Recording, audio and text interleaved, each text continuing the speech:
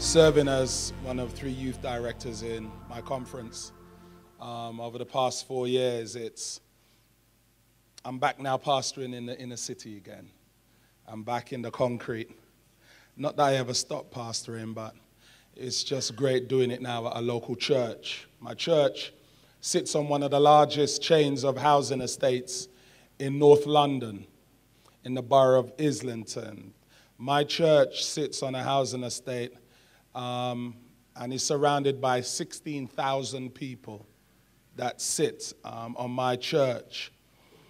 We exist within a community that is already a community. It's a bilingual community, multiracial, sexual, religious, a thriving community with a sense of its own identity. We have come as a community into a community.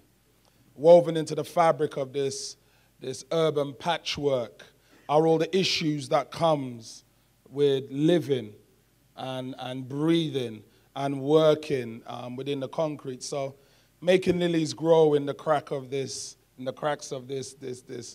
concrete valley is the challenge, not just for us, but the challenge for all people who surround us. You know, 2012 seems to have be the real year of heightened interest in the end of days. As soon as the year began, it seems like everybody got their Mayan calendars out and just looking nervously at at what the end of days looks like. And this is my 14th year in ministry.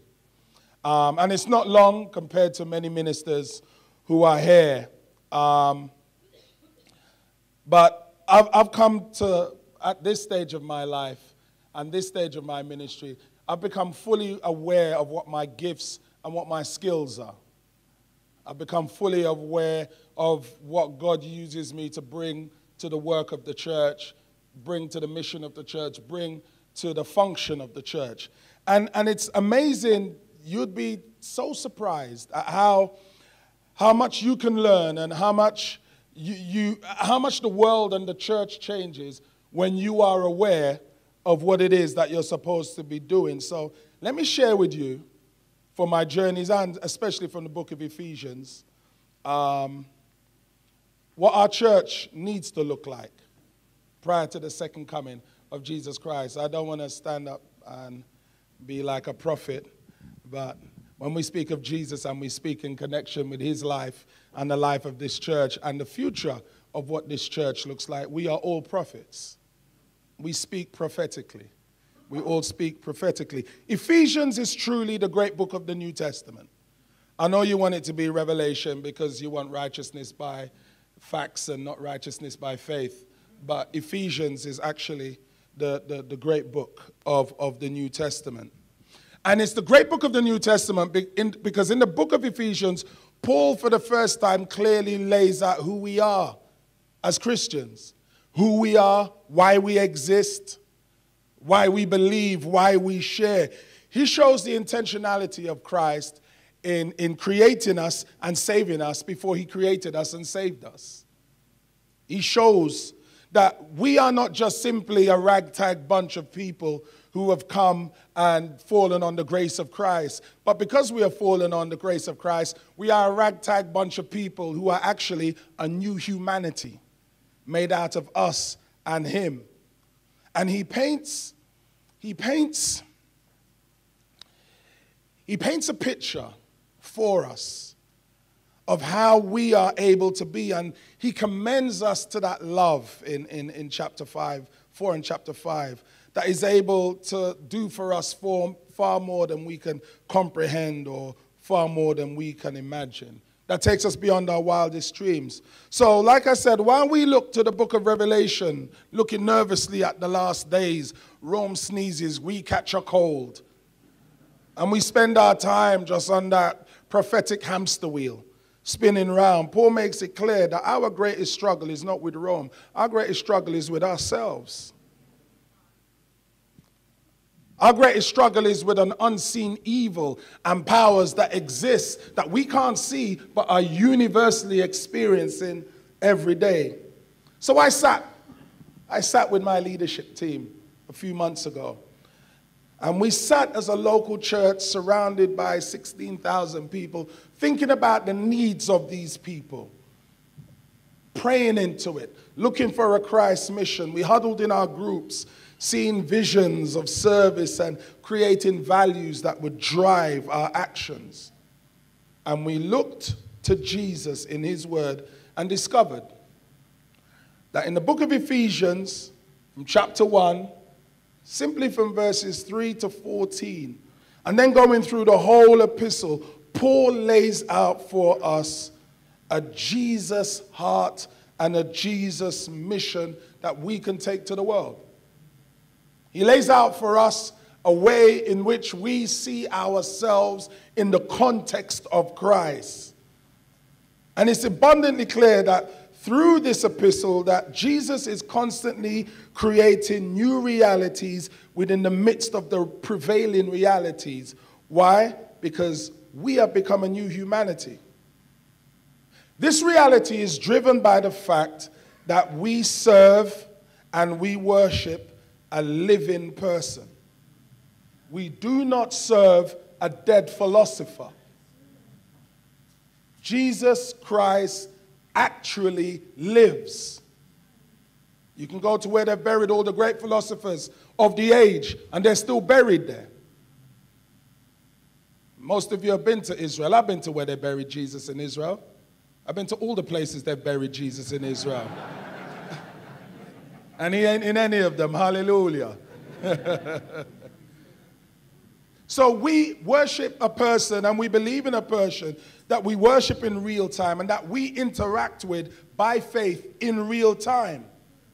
He is aware of the culture. Boomers, busters, breakers, roboters, I don't even know, what Gen Xers, Gen double Xers, Carlin, four main triple Xers. He's aware of every single culture. Why? Because he lives. He lives. And because he lives, he knows how to transform the culture, open doors of exit from the culture, open doors of entrance into his culture, and he is transforming the culture and reconstituting the culture so that we can make sense to the world and that he can make sense to the world. Because he lives. He's not a dead philosopher. He's a living person. Touch a person next to you and say, he lives. He lives. He lives. So let me suggest 4 images. Let me suggest 4 brief images quickly. Let me suggest 4 images in the time that we've got left of what Jesus and our Jesus mission looks like. Number 1, our Jesus mission is an incarnational mission. It's an incarnational mission. We are obsessed with what it is that we have to say to the world. But Jesus said it's not the fruits of your mouth that will draw them. It's the fruit of your life that will draw them. It's what your hands say to people. It's what your heart say to people that will truly draw them. When God wanted the world to know firsthand what he was like, he sent his son. Obviously, sending prophets weren't enough. They were killing them, chopping them in half, burning them, banishing them. He sent his son. And so, when God in turn wants the world to know, God becomes born into our lives and we become that reflection. People are no longer listening. People are no longer listening to what we have to say as a church. That's the mistake we're making. They don't pretty much give a monkeys what it is that we have to say as a church. They're no longer listening to what we say. They are listening to who we are. God has given humanity God has given humanity a spiritual intuitiveness as part of the enmity package in these last days. So they are now listening to us from the inside out. They are trying to tune their ears on a divine frequency, but they just can't. But we are tuned in, and we become the receivers through which they can, so that's what God is saying. And it's an incarnational ministry. We can't be obsessed so much with what it is we have to say. I, as a believer, continue to believe that Jesus lives. And so I, as a believer, have to be who Jesus is. Because it's through that. Not only that, they don't only want to know what we believe. They want to know why we believe it. They want to know the why of our belief. You want to know God's why? For God so loved the world that he gave. That's God's why. Jesus is God's why to our planet. And so it's an incarnational ministry. Number two, it's an intentional ministry. It's an intentional mission. Jesus shows the intentionality of God to humanity even before we needed saving. He just put the plan there. Just stay over there. You know, they don't know, but I know. But I ain't going to allow the fact that I know to stop them from doing what they're doing. But I love them enough to have it when it's ready. It's an intentional. And the power of our worldwide church is found in the local church. That's where it's found. Now, you know, as having been in the conference, you do understand that, you know, we come down with all our bells and whistles from the conference. But if what we do in the conference is not met with enthusiasm at the local church, it dies an expensive death. It dies a really expensive death. You know, we've just died, a plan that we had for the Olympics just died a really painful, expensive death in the South England Conference. It just died it's painful, you know. And we can put all our bells and whistles on it. There has to be an intentionality then that is born out of the grassroots. And the grassroots is the local church. The local church really is where everything happens. The local church is the voice to the world. No matter what the church looks like at the general conference and how nice it looks online when we go on the online and we look, it's the local church that really is the voice to the world. And there has to be an intentionality. There has to be an intentionality to preserve the traditional method, the traditional model of church. You have to have the traditional model of church. We can't throw the baby out with the bathwater. You know what I mean? My mother, who is 87, she loves going to contemporary churches, like once a quarter. But she prefers her traditional church. But then there has to be an intentionality about how we plant local churches and create local churches that have a different discourse, that has a much broader paradigm. And that the discussion of Christ and the discussion of Christ within the context of this becomes so much more broader and becomes so much more freer. Because that's all we're doing when we're talking about church planting. All we're talking about when we're talking about church planting and an intentional mission is just developing the articulation of who Jesus is. That's all we're doing. We're not doing nothing new. We're just developing the articulation of who he is. In our missiology and in all the stuff that we do, we're putting Jesus at the center and saying everything we do is because of him. Oh, yeah, we're Adventists. You know, if they don't find out that you're Adventist first time, don't worry about that. They're going to find out in the Bible study anyway. You know, it's not that deep. It's not that deep. Number three, it's a redemptive message. It's a redemptive message. Forgiveness is one of the greatest and most transformative gifts a person can receive. And that's why Jesus did it all the time. He was forgiving as much as he was healing. Because he understood. The paralytic who came to him and he was down, he said, "Thy sins be forgiven thee." He was happy to go home. He was happy to stay crippled the rest of his life. I've just got this weight of guilt off of me that is really crippling me. And then people started complaining, and Jesus just, you know, Jesus got ridiculous with it again. He was like, "So tell me, what's easier to tell this man? Thy sins be forgiven you, or take up your bed and go home?" take up your bed and go home. That's what you do when you're God. When you're God. Just to show you.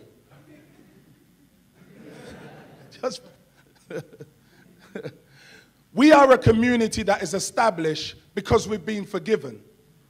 Every one of you is here because you've been forgiven, not because you was elected by a church board.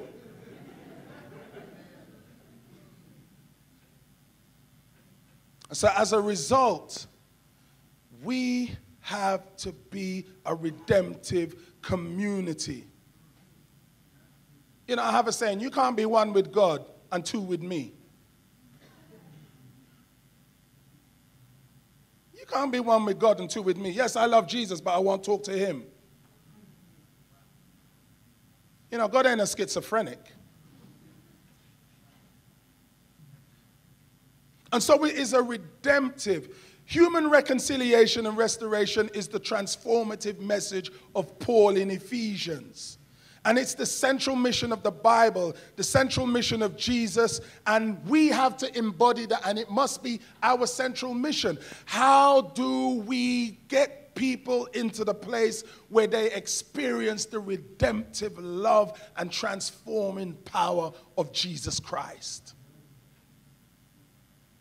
How do we do that? How do we do that? We do that by bringing Jesus back to the center of who we are. And we start with the redemption and the forgiveness that we need. And we move out because it is redemptive. And fourth, it is eschatological. We are last day people. We can't run from that. We are last day people. And we are, our maxim is to prepare the world for the second coming of Jesus Christ, to prepare a generation for the second coming of Jesus Christ. And we speak about the second coming of Jesus Christ with a casualness that somehow ignores the reality of what the second coming actually constitutes. You know, in all honesty, have we really sat down and thought about what we are saying when we say that Jesus Christ is coming again? Seriously. You know, because we speak with PowerPointed pictures and animated images and eschatological romanticism because we've got all these great pictures. You know, like we've got these pictures and people in rags. And, you know, and some others, you know, people are just standing up in Armani suits. Hey, he's here. Yes, yeah. Yes. This is our Lord. Yes, yes. Yes. Clean your shoes. Clean your shoes. Jesus is here. Yes. But do you know what we're actually saying? We're saying that once he's resurrected the righteous, and once the righteous dead, and once the righteous living have ascended, everything in this planet will die. Not everyone. Everything in this planet will die. Oh, you're like, oh, really? Oh, actually, we are. How do you prepare the world for that? How do we honestly prepare the world for that type of cataclysmic event? This is like every single apocalyptic film that they've made to the power of 10. Hollywood can't even do this one. You know, they can't pick the man who survives, who survives in Hollywood. So how do we actually prepare the world for that? How do we prepare ourselves for that? We prepare ourselves for that by understanding that at the center of our journey stands this man, Jesus Christ. At the center of the teaching of the second coming, at the center of this teaching of the second coming is this whole redemptive experience that Jesus is calling people to himself. A community that lives within the love and the freedom of such an event that is to take place is a community that people will do one or two things with. They will either come to or they will deny, but they will do not, or reject, but they will not deny that there is something different in that community. It's not for me, but there's something different about those people. Eschatological community, Paul talks about, is a community where Jesus is drawing everything to himself. He's drawing everything to himself. And this gathering of humanity means that we lay aside the excuses that we hide behind. We lay aside all the excuses that we hide behind for the reasons why we can't come together. Well, we don't eat the same food. I don't listen to that music. I don't understand what they say when they speak. They don't speak the same language as me. An eschatological community is a community that lays all of that aside. Why? Because in an eschatological community, there is only one reason why everybody exists: the person that they wait for. And this person transforms their reality, who in turn transforms the reality around them, and people are drawn, and they lay aside every way. We don't worship the same. How do they worship in heaven? Who's been up to heaven to know how God accepts worship? I honestly think that God listens to everything we do and just says, no, they're so good, and they, oh, God. So you got the big praises, and he said, oh, look at them, go, praise me, go on, praise me. Go on, go on. And he's listening to the, I will sing on Jesus' name. Oh my gosh, they're trying, and they go, oh, go on, praise me, praise me. Go on, praise me, praise me. And they're like the kind of in between that they don't know. What do we do? I don't know about. I'm going to praise Jesus. Lord, I lift your name on high. Oh my gosh, they're so good, and they go on, praise me, praise me.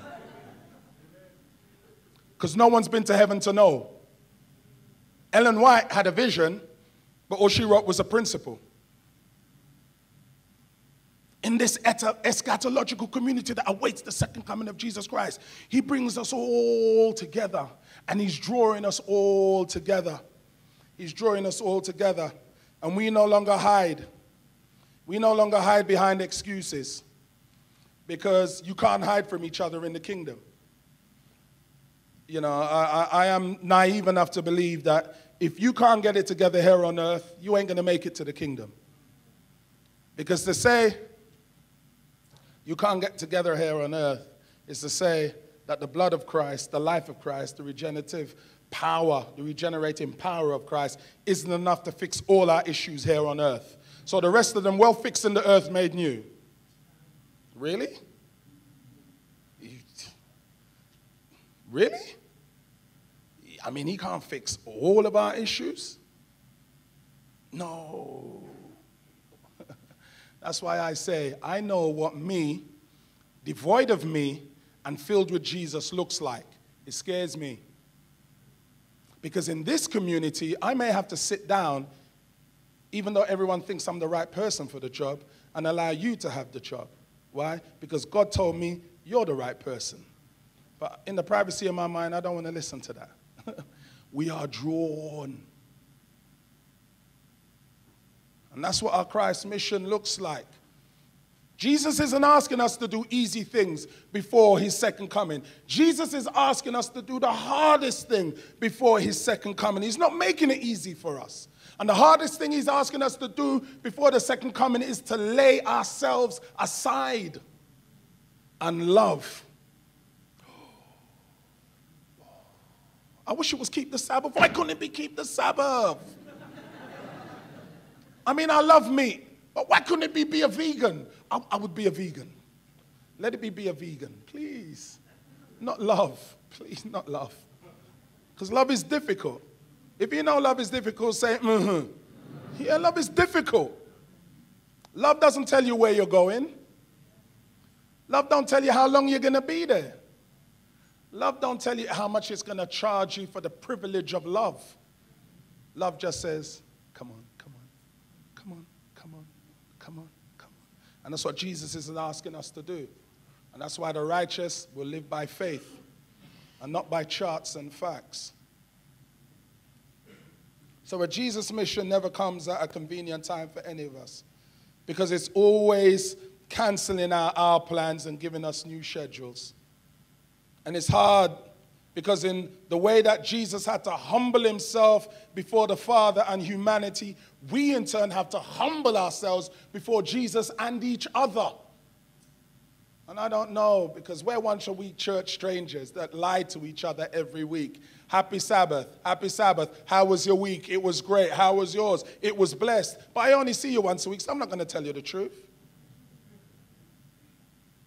But in our local church communities, we have to create this context. Being like Jesus has so many breaking points, and that's why we bulk. Yet, it is in this hardest decision that our most difficult and glorious missions are revealed. Because Jesus proves in Gethsemane, at Calvary, and every day that we are the central reason for him being here.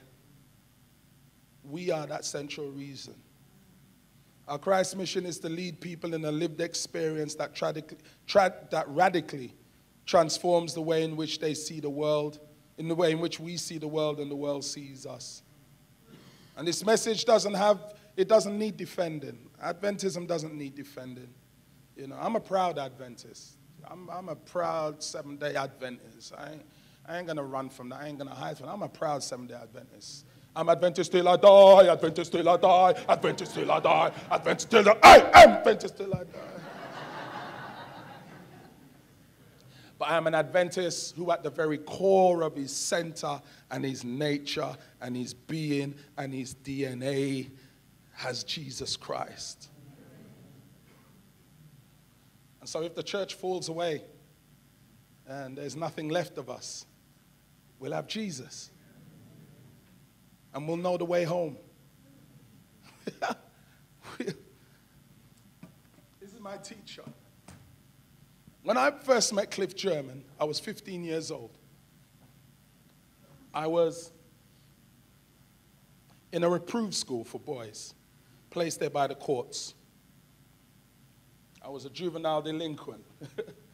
So I was placed in a place of juvenile delinquents. I met Cliff German, and he had just started working there. In the 2 years I spent in his engineering workshop, Mr. German,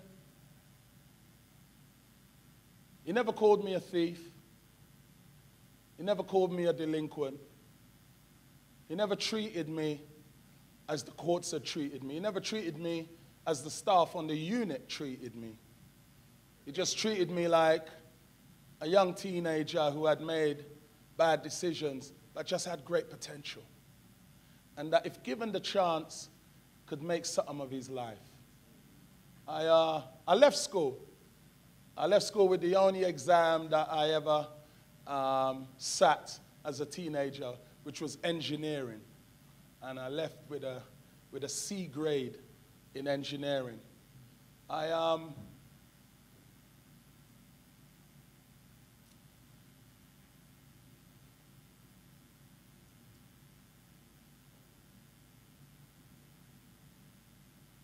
found Mr. German again when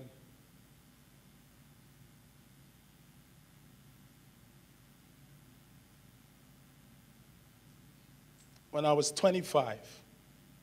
And Mr. German just became a part of my family again. He was at my wedding.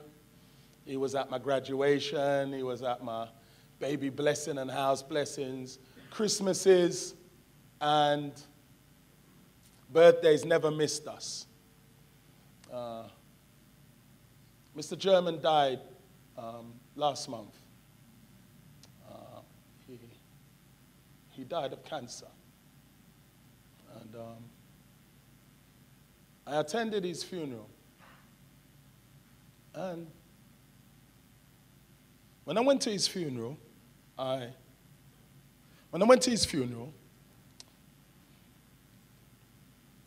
the hearse pulled up. I hadn't seen his son. Since his son was about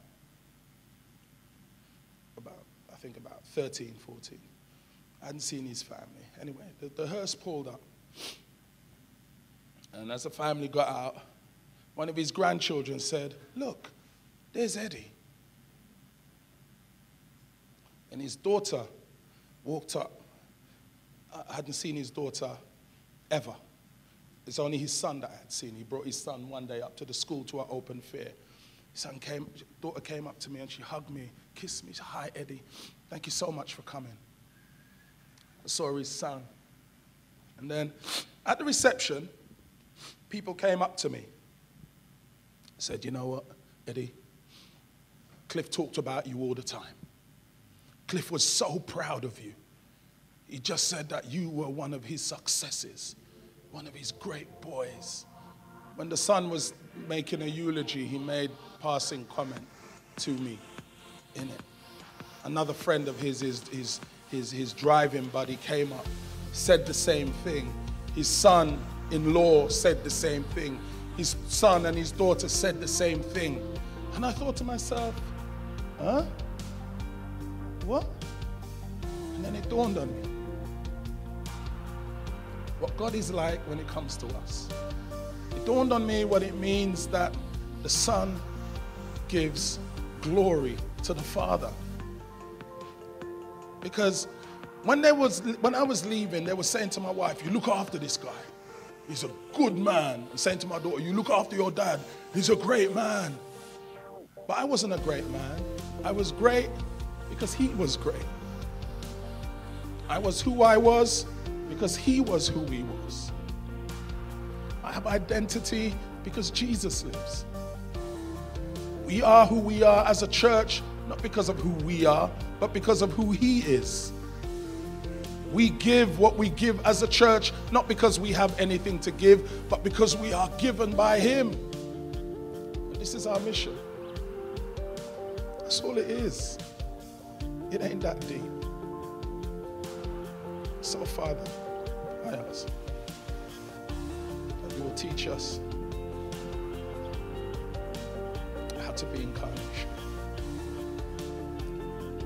You will teach us how to be intentional. You will give us a redemptive heart because of the redemption we have received from you. You will teach us what it means to truly be a last day people who reflect that glory that comes from you. So that when people see us, they only see you. When people thank us, they are only thanking you. That when people receive the love from us, they are clear that they are receiving the love from you. This is our reality. And this is the reality we pray that you create within us. We thank you.